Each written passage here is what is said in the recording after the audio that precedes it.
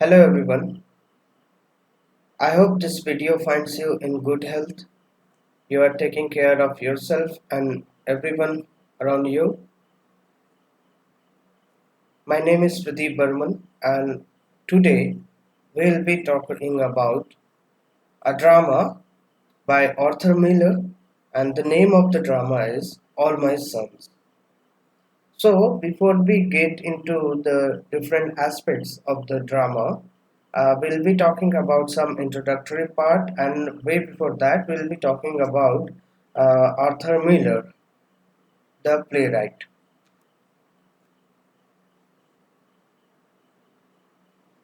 So, as you can see in the screen, I have added certain points for the author, for the playwright Arthur Miller.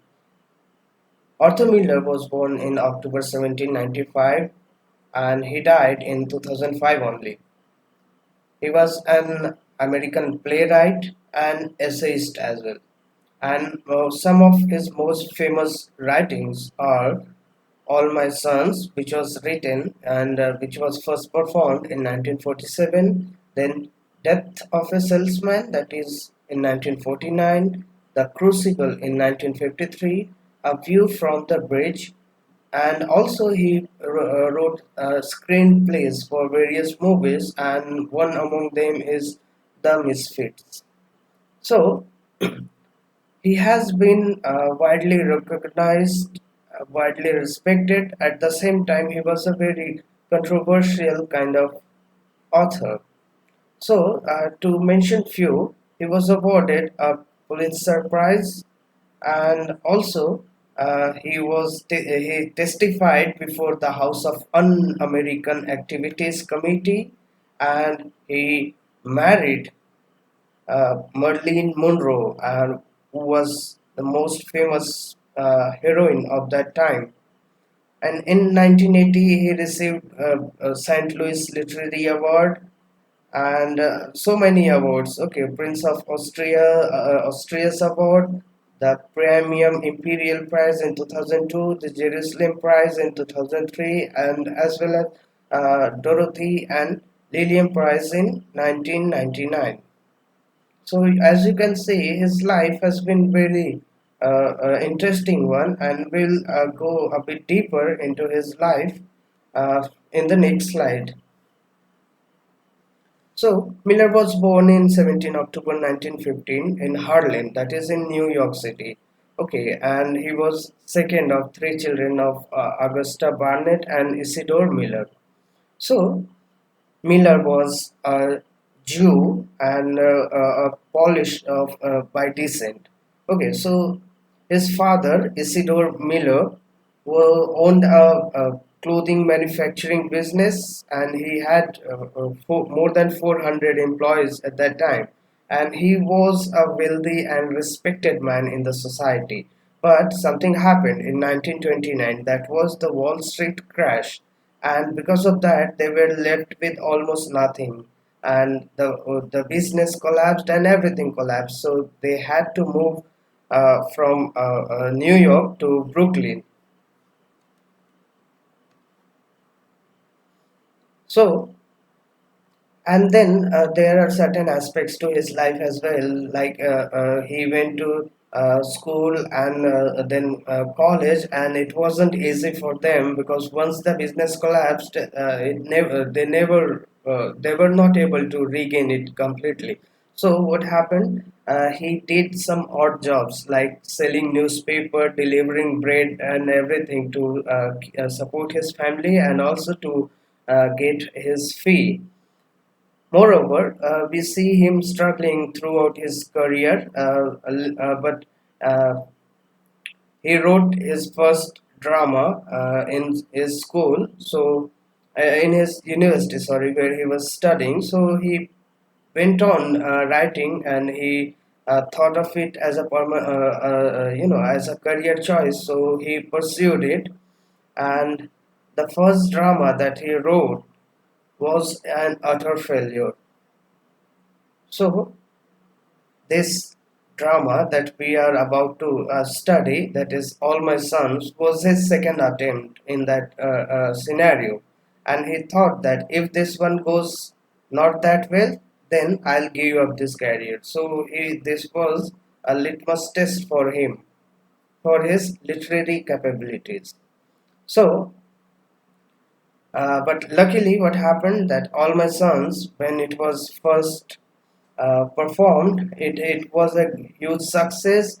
It won Tony Award, and which was and he defeated Eugene O'Neill, because he too was in a race for the Iceman Comet. That was the play by Eugene O'Neill. So he defeated that, and he won Tony Award, and this was a kind of certificate for him that he can continue with his career of being a writer, of being a dramatist. So let's get back to the text, that is All My Sons. And before we jump into the text and its several aspects, let's talk about certain historical context of All My Sons. And now you can say that when this play was written in 1947, and before that, two major things happened in America. That was the Great Depression first, and second was the World War. Now you can imagine that the generation after World War II, and people who came up from the Great Depression, it was something that that will affect every individual who was living at that time. So you will see that those characters are taken from those aspects of life. So the Great Depression, so people know what poverty was and what poverty is, and also what kind of impact the World War II had on the people, and not just people but the mentality of the mass as well. So now you can think about the scenario that how these things have taken place. Okay, so now what happens that the Great Depression was there. Okay, it remained there, and the economy of America was completely collapsed. But once the World War II started, in a way, it helped to regain the economy, to boost up the economy of the country. Okay, for example, millions people started getting work, and because of that, the production increased, and also there was something very important, that was the march of democracy. Now think about it. What is democracy? So the scenario was of World War II. So there were some fascist forces, and then there was the democratic forces. Okay, so the war was between these two people. So the country USA actually was very vocal about it, and there was a march of democracy against all the fascist countries. Okay, so now what happens after the World War II? The soldiers who went there and who fought, they were fighting the fascist forces, and they were victorious, and they came back to home. And now what they found, those who went to war, they had some clear black and white idea of what is good, what is not good. Okay, so now once they come back, there are certain realities that they find very hard to accept. Okay, things have taken such a turn that they are not feeling well compatible with it. So this was the struggle of those people. Now the things have stopped making senses. So this kind of feeling of lost, okay, was a prominent thing, and this has been explored in so many books, so many novels, so many dramas, and All My Sons, that play, also focuses on that very part. Okay, so let's move to the next slide. And in this slide, I'm going to talk about some influences on All My Sons, the drama. Okay, so the first and foremost, the structure and the ideology and some other aspects of this drama is actually taken from the plays of Ibsen. Okay, probably you might have heard of his name, Henrik Ibsen. He was a Norwegian dramatist. So like he has written so many dramas, and probably it is considered that he was a forerunner of modern realistic style of drama. Okay, so and some other characteristics like a small cost, colloquial language, and realistic situations. So these were things that you'll find in his dramas. Okay, so and also there is a important thing that even Ibsen was highly influenced from the Greek theater. Okay, so he changed that. He brought the characters from Greek theater, and uh, instead of lightning bolts and chariots, we have characters with pistols and guns. Okay, and especially to mention Ibsen's The Wild Duck, okay, in which a young man returns home and slowly discovers Heine's secrets about his family. So now think about it. This is the setting. The same setting is used in this play, that is All My Sons. Okay, and Miller is often considered as a Ibsenian author for this particular reason. Now let's get back to the play All My Sons. The full title is All My Sons, a play in three acts, and it was written around 1946 and 47. Actually, he started writing in, according to Wikipedia, he started writing in 1941, but it took so much of time and so many things, and it was complete, and then it was first performed in 1947 only.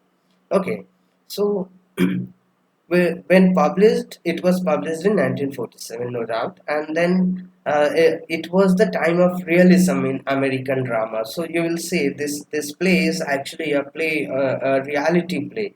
Okay, and the genre of this play is American realist drama. Okay, and now let's talk about the setting of the drama. It's some suburban United States.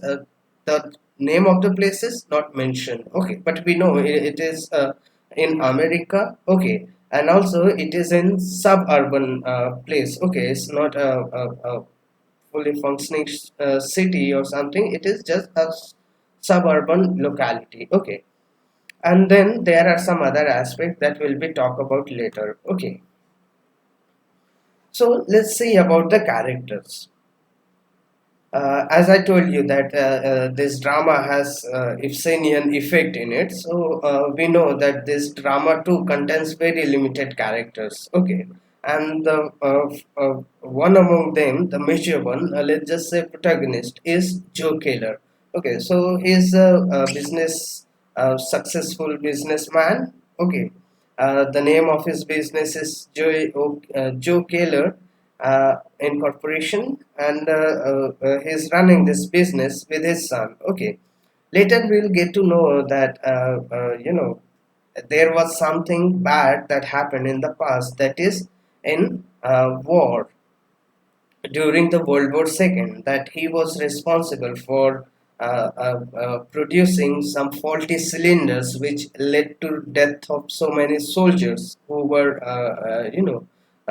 flying planes, fighting planes. So that's there, and we get to know that he was exonerated from that case because he wasn't convicted of it. He was exonerated, and the fault was on the part of Steve Deaver. Okay, so he escaped, and later on there are so many things. So to talk in brief about Joe Keller, we'll say that he's very funny, he's a very practical man, and he has got very strong beliefs about family. Okay, let's move on. The next is Kate. Though in the play, she has always been referred to as the mother. Okay, but people calling her by her name, that is Kate. So Kate is very devoted to her husband.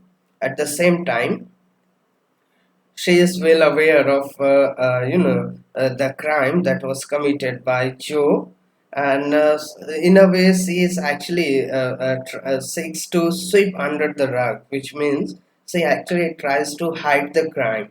Okay, or let's say she helped Joe to escape the trial and everything. That part will come later. Okay, so Kate is also very superstitious because she thinks that his missing son, the other son, that is Larry, actually he went missing during World War II. He was also a fighter pilot. Okay, he was he was flying a plane and he went missing, and his body wasn't recovered, so they still think, at least Kate believes, that is still alive out there, and she is very optimistic about it, and she is always waiting that this or some other day her son would turn up. Okay. Next in the series of characters, we find Chris is the second son of Joe and Kate. Okay, Chris is a very, let's say, he's a young man, and he too fought in the World War II, but he survived the war and he came back to his home. He's working with his father, helping him in his business, but we'll see that Chris is actually lost in some way. Okay, he believes that his brother, who went missing, okay, he considers his brother dead, and now he's about to propose to Anne, who was or who is the sweetheart of Larry. Okay, and at the same time, we'll see that when he went to war, he had this firm belief that there is good and there is bad, and whatever he is fighting for is good. Okay, so he has this sense of morality, and now he has this feeling of uneasiness when he has come back to the normalcy of life when he is helping his father in his business. Is not very much attached to that. Okay, so there are so many things that is going inside his head.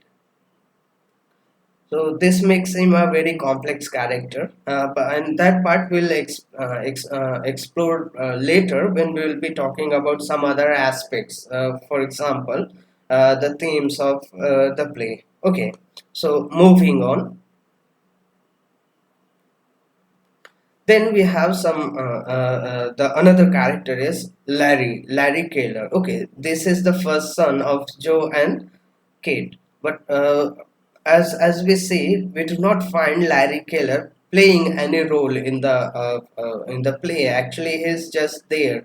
People are mentioning every now and then, but we cannot just deny him that he is not a proper character, because whatever of is heard of him is through references. Okay, so but still, because he and his presence and let's say his absence actually plays a very pivotal role in the making, in the development of this play, so we cannot deny him, and we cannot deny his existence, so let's consider him as a character, though there is no physical presence of the character. Okay. Next in the series is Anne Deaver. So Anne Deaver is very simple girl. She was a fiance of Larry, but now she believes that Larry is dead, and she is actually in love with Chris now. So they are planning to get married. At the same time, she has the same belief as Chris has. Okay, she too believes in idealism, righteousness. That's why she has shunned his father, Steve Deaver, who was actually convicted of the case of faulty cylinders, which led to death of so many soldiers. Okay, so she has completely shunned down his father. There is no contact or anything, and she is very honest and down to earth girl. But again, she has certain kind of strength in her, strength as far as her convictions are concerned. That will be exploring later in exploring in the further uh, slides. Okay. Next in the series is George Deaver. George Deaver is the character who single-handedly symbolizes everything that is lost. So he was in love with a girl, but he went to the war, and on his returning, the girl was married to someone else. So he lost that. He's the son of Steve Deaver, who has been convicted of those faulty cylinders. Because of that, that person is spending most of his life in prison.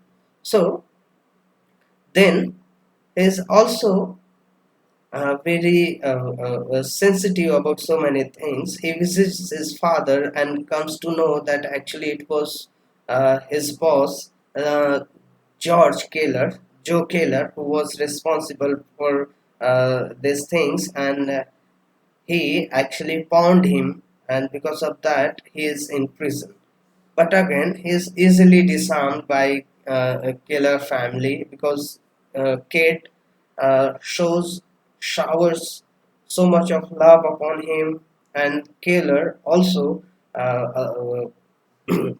reasons about being his father the culprit. So there are so many things. He is there to make things more complicated. Okay, moving on. We have some more characters, for example, like Dr. Jim Bellish and Sue Bellish. This happy family on the exterior will see that they are quite happy family, but deep down we know that there is a sense of loss and conflict inside Dr. Bellish. He's a family doctor, neighborhood doctor, let's call him. Okay. And he's doing so many things, but he to keep up with the society and as far as monetary aspect of life is concerned, but deep down he's not very happy with that. While Sue, his wife, is also uh, somewhat very rooted in nature, but she has got some strong beliefs about so many things. For example, she doesn't like Chris. Why? Because she thinks that Chris is actually trying her husband to go for serving the greater good by leaving behind his family to search in the field of medicine, whereas he himself is not practicing that, is earning and is helping his father and is using the blood money that they have got. And then further, we'll see the next character we have is Frank Lube. Now, Frank Lube is the husband of the girl Lydia, with whom George was in love. So Frank Lube is a very lucky person, and he is preparing actually a horoscope for Larry to know that whether the day he died was a favorable day for him or not. Because if it was a favorable day, which means Larry is still alive. Okay. Next, we'll see Lydia and Bert. Okay, Bert is Lydia is a simple girl. She was in love with George first, but married to Frank. Now she has three sons. And Bert is somewhat is a child, is a boy who plays cop and robber games with Joe Killer, and this is not liked by Kate, and the reason may be very different, and we'll explore that part later on, because this all will come back later. Okay. I'm sorry, give me a second.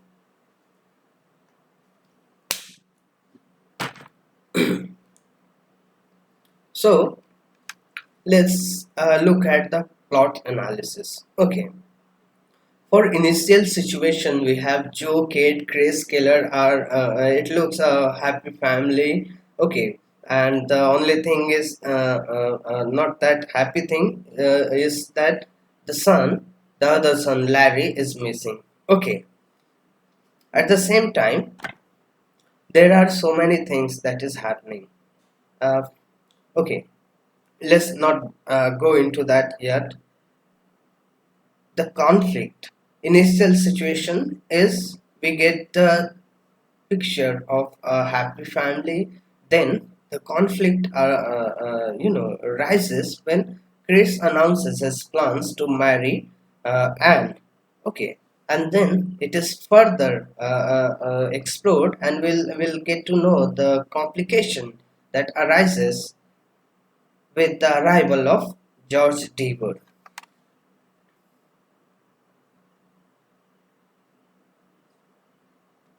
Okay, so in the climax, we see that Chris reads about Larry's harrowing suicide letter, and the suspense is when Joe disappears inside his home, and denouement happens when a gunshot is heard, and at the conclusion, we see that everyone is, in a way, paused. Everyone is, comes back and continue with their life. So, this is in a very brief. I have talked about the plot analysis. Okay, I'm so sorry. So we, we will deal with the summary of the play act wise. So in the first act, okay, we get to know that it's August morning, probably 1946. There is no fixity, but we presume that it is 1946. Okay, so it's some years later of of World War II. Okay.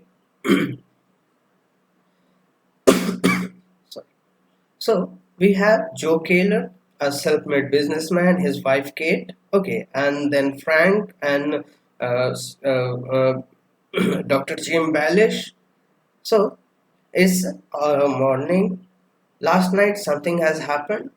There was wind and a tree which was planted for the memory of Larry. It has tumbled down. Okay, the wind has blown it down. So the last night storm and the tree and Larry. So this is the thing that has happened. Also, Frank is working on the horoscope of Larry to get to know that whether he is alive or to ascertain whether he is alive or he is dead. Okay, so these two things are there. Chris is introduced, the son, the surviving son of Joe, and Chris actually plans to marry Anne. And who is Chris?